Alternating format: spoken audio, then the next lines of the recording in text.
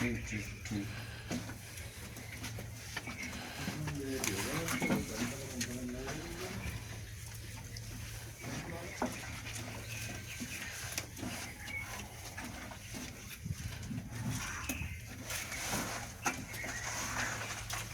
आपका वो खराब हो गया।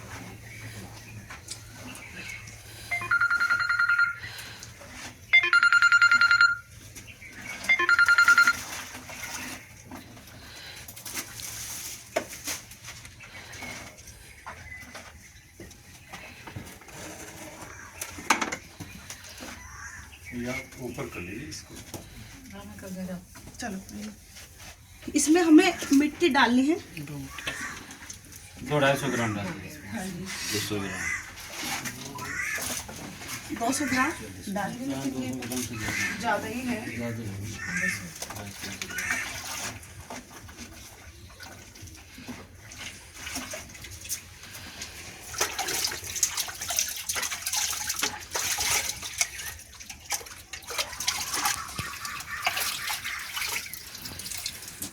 ये डाल लो पहले, एकदम छलकेगा नहीं।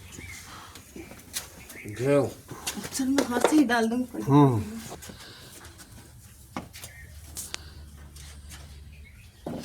ये 10 किलो हमारे पास देसी गाय का गोबर है।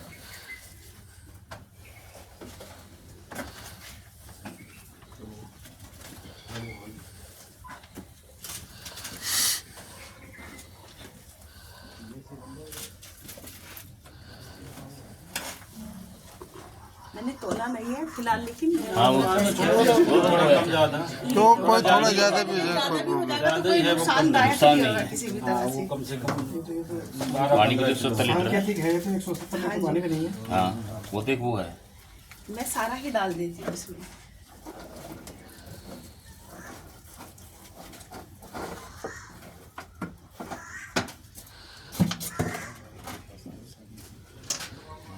और ये गौमूत्र है जो कि हमारे पास 8 से 10 किलो है लीटर। ये कम होगा थोड़ा सा। इसी में मिक्स कर लो।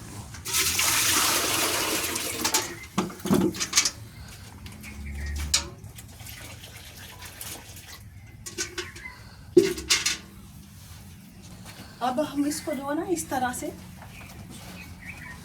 डंडे की सहायता से चला सकते हैं।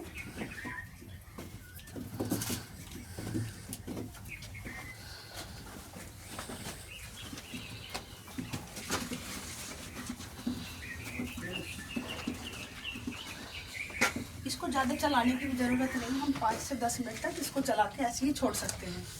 और ये हमारा सर्दी में 7 दिन में तैयार होता है और गर्मी में 3 दिन के लिए तैयार, 3 दिन में तैयार हो जाता है। और ये 200 लीटर हम 1 एकड़ में लगा सकते हैं।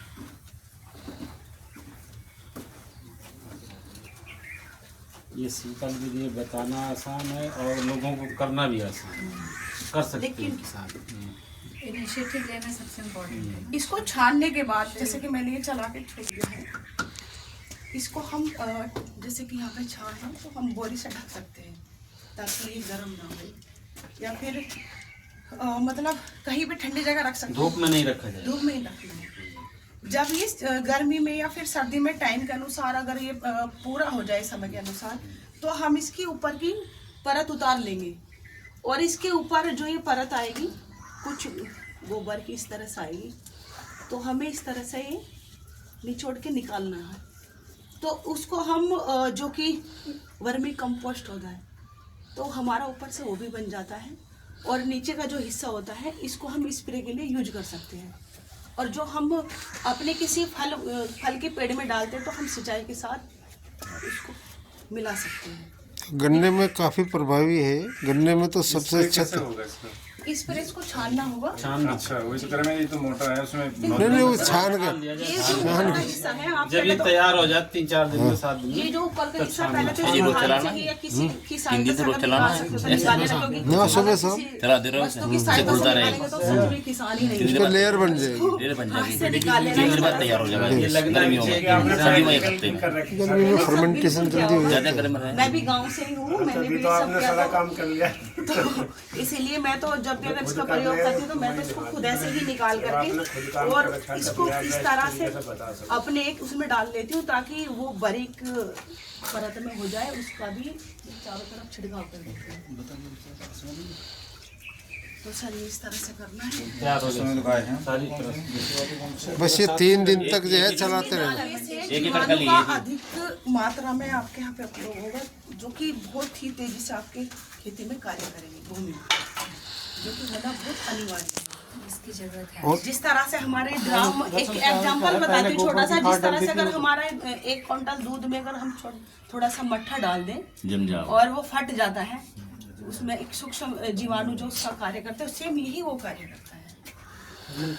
पहले गोबर की खाद डालती थी, अब गोबर इतना है नहीं, तो उसकी जगह यही काम करेंगे। नहीं, इसका देखो सिस्टम, क्योंकि देखो गुड़ है, गुड़ और बेसन क्यों डाला जाता है? गुड़ और बेसन इसको कि माइक्रोबियल एक्टिविटी इसमें जनरेट हो, उनका एक फीड है। और हम इसमें देसी गाय का गोमूत्र या गोबर क्यों लेते हैं? क्योंकि देसी गाय में जो माइक्रोबियल काउंट है हमारी HF में जो है उसमें जमीन आसमान का अंतर ज़्यादा है, इसमें पौष्टिकता भी ज़्यादा है। और गन्ने में ये पैदावार के साथ साथ एक और चीज़ इसमें बढ़ोतरी होती है, वो है कि इसमें आपकी जो शुगर रिकवरी है उसमें भी इसके पॉजिटिव इफेक्ट आते हैं। कोई भी फसल हो, अच्छा ये डलवा इसमें हमेशा गुणवत्ता बढ़ेगी। इस बार एक प्लाट में से करवा के देखेंगे रिकवरी पे कितना इफेक्ट आता है। बिल्कुल।